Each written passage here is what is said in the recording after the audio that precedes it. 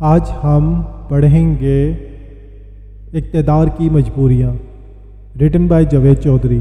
General Mirza Aslam Beg army chief بھی رہے اور 1949 سے 2021 تک پاکستان تاریخ کے اہم ترین گواہ بھی۔ ان کی بائیوگرافی اقتدار کی مجبوریاں پچھلے دنوں مارکیٹ میں آئی اور اس نے تہلکہ مچا دیا۔ کرنل اشفاق حسن نے یہ کتاب طویل انٹرویوز کے بعد تحریر کی۔ یہ کتاب انکشافات بھی ہیں اور یہ مختلف اوقات میں اقتدار کی مجبوریوں کا اعترافی بیان بھی۔ میں ہر اعتراف کے بعد سکتے کا شکار ہو گیا اور میں آپ کو بھی اپنے سکتے میں شریک کرنا چاہتا ہوں۔ جنرل اسلم بیگ کے آباء و اجداد چچنیا سے ازبکستان آئے، وادی فرغانہ میں آباد ہوئے، ظہیر الدین بابر کی فوج کے ساتھ ہندوستان آئے اور جہانگیر نے خاندان کے بزرگ مرزا مسلم بیگ کو اعظم گڑھ کی جاگیر دے دی۔ خاندان 1857 تک مغل دربار سے وابستہ رہا۔ اسلم بیگ کے والد وکیل تھے اور یہ دن بھر پریکٹس کرتے تھے اور شام کو ٹینس کھیلتے تھے۔ جنرل صاحب کے 2 بھائی تھے۔ 1947 میں کراچی شفٹ ہوئے اور سرکاری ملازم ہو گئے۔ تاہم جنرل صاحب 1949 میں پاکستان آئے۔ آپ حیران کن واقعہ ملاحظہ کیجئے کہ جو شخص جو آگے چل کے پاک آرمی کا چیف بنا، فوج نے اسے بھرتی کے وقت میڈیکل انفٹ قرار دے دیا تھا۔ نوجوان اسلم بیگ کی دل کی دھڑکن 8-10 دھڑکنوں کے بعد مس ہوتی تھی۔ میڈیکل لینگویج میں اسے سسٹولک ہارٹ کہا جاتا ہے۔ اسلم بیگ کے بھائی نے اپیل کی اور بورڈ بیٹھا اور اس سے پوچھا گیا کہ آپ کو یہ بیماری کب سے ہے؟ نوجوان اسلم بیگ نے جواب دیا کہ میں 5-6 ماہ پہلے جب اپنے ہزاروں ساتھیوں اور فیملی ممبرز کو بھارت چھوڑ کر آ رہا تھا تو میرے دل کی چند دھڑکنیں ان کے ساتھ وہیں رہ گئیں۔ وہ دھڑکنیں اب مس ہو رہی ہیں۔ اس جواب نے بورڈ کے ارکان کی دھڑکنیں بھی منتشر کر دی اور یوں اسلم بیگ کو اوکے فار آرمی کا کر دیا گیا اور یہ پی ایم اے اکیڈمی پہنچے اور بالآخر دنیا کی بہترین فوج کے کمانڈر ان چیف بنے۔ یہ واقعہ ثابت کرتا ہے کہ قدرت آپ کو جہاں تک لے جانا چاہتی ہے، یہ فیصلہ کسی انسان کے ہاتھ میں نہیں ہوتا۔ اللہ اسباب پیدا کرتا رہتا ہے، بس رکنا نہیں چاہیے، گیو اپ نہیں کرنا چاہیے۔ جنرل اسلم بیگ نے انکشاف کیا کہ پی ایم اے اکیڈمی میں اس دور میں ریگنگ ہوتی تھی، لیکن کیڈٹس کی بے عزتی نہیں کی جاتی تھی۔ یہ روایت بعد میں پڑھی اور اس دور میں کسی ایک کیڈٹ کو ڈبیٹنگ سوسائٹی کا صدر چنا جاتا تھا۔ وہ صدر ہال میں آخر میں داخل ہوتا تھا اور تمام کیڈٹس افسر، پلاٹون کمانڈر اور بٹالین کمانڈر تک اٹھ کر اس کا استقبال کرتے تھے۔ یہ روایت بھی ختم ہو چکی ہے۔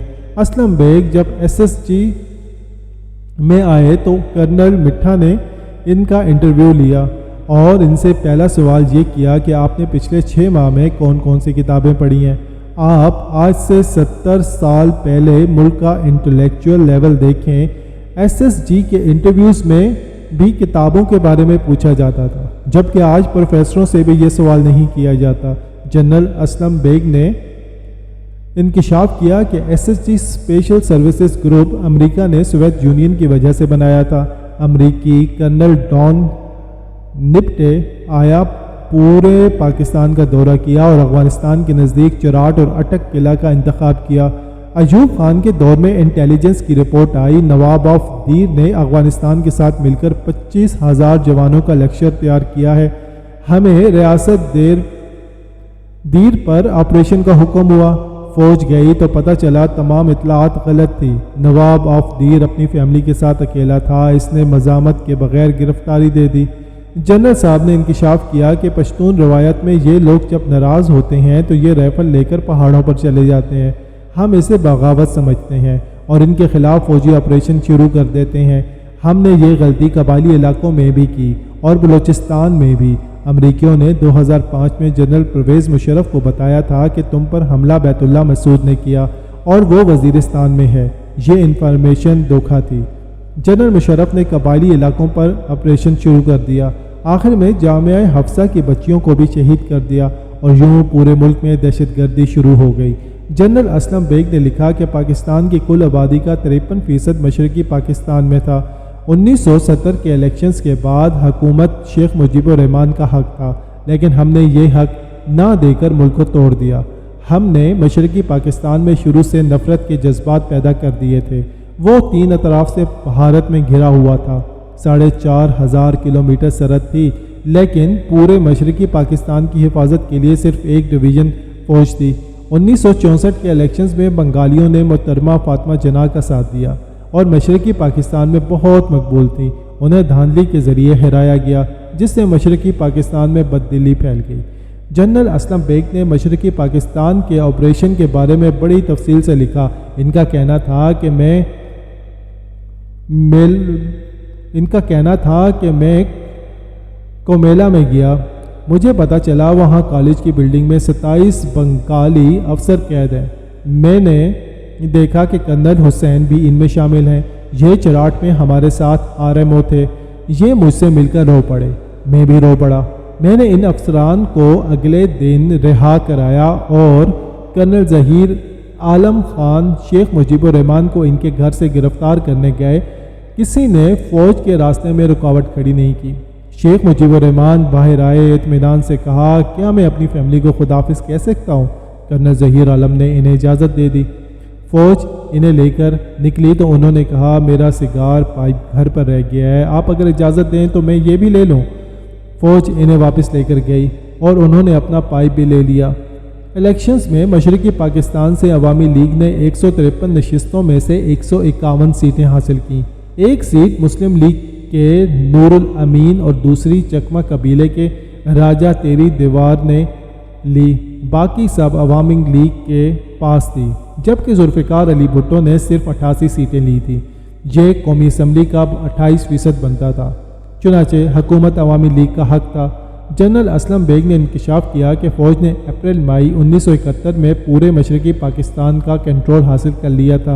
ہمارے general officer commander GOC general Niazi کے پاس گئے اور ان سے کہا کہ ہمیں اقتدار کے سول انتظامیہ کے حوالے کر دینا چاہیے۔ جنرل نیازی طاقت کے نشے میں مدہوش تھا۔ اس نے غلط ریمارکس دیے اور دونوں کے درمیان تلخ کلامی ہوئی اور GOC اٹھ کر آ گئے۔ 3 دن کے بعد ان کو ہٹا دیا گیا اور اگلے GSO نے پرانے کمانڈنگ آفیسر سے سبق سیکھا۔ یہ GHQ اور ایسٹرن کمانڈ کو سب اچھا کی رپورٹ دینے لگا۔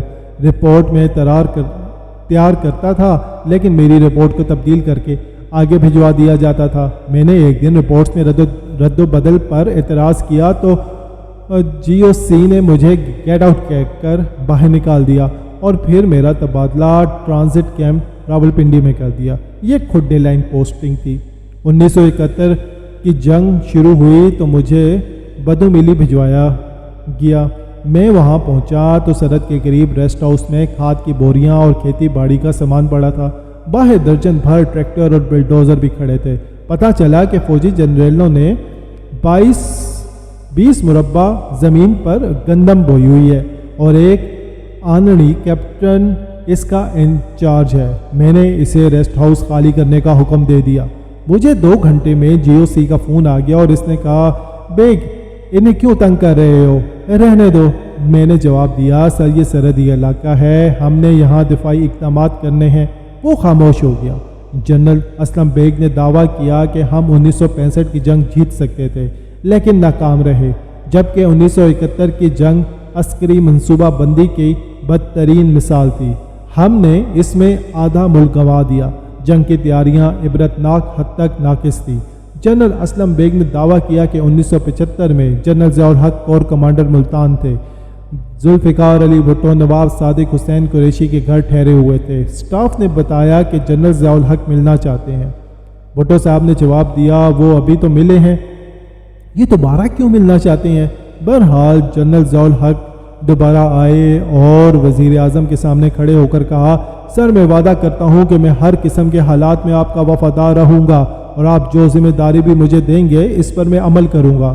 بھٹو صاحب گہری سوچ میں چلے گئے اور انہوں نے اس دن جنرل ضیاء کو اگلا آرمی چیف بنانے کا فیصلہ کر لیا اور پھر اسی جنرل ضیاء نے آگے چل کر بھٹو صاحب کو پھانسی دے دی۔